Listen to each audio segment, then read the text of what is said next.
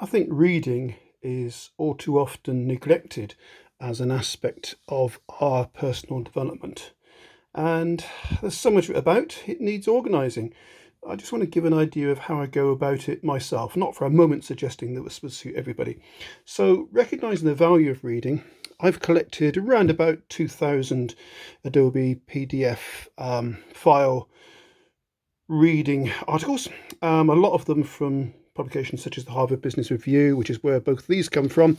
In the case of this Tannenbaum and Schmidt article, more than, well, it's 1960 it was produced, and more recently, this one is actually of around about 3 or 4 years ago.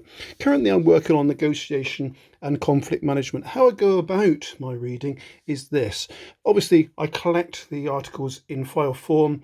I then work through these and I identify in priority order in terms of, frankly, what I'm likely to find most interesting. It's good to go back to source. 60 years ago is great. You learn some really powerful stuff that form the basis of what many others have been using for the last 50 or 60 years since. So I identify articles that I like. What happens then, stage 2, is reading isn't enough for me.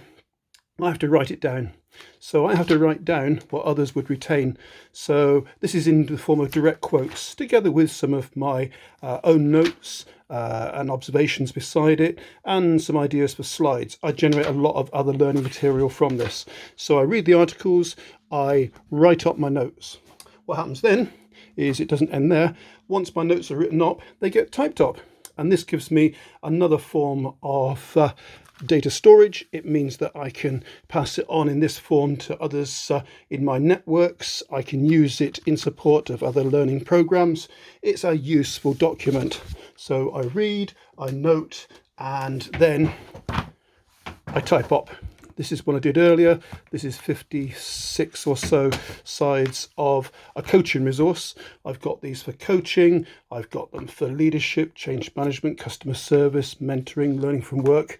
It's a great way to add to your knowledge base, to learn things, to develop material. Yes, it takes a fair bit of discipline.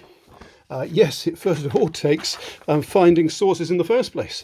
That's all useful, it's worthwhile, it's good research-based stuff, and I thoroughly recommend it as a means of working on our professional development.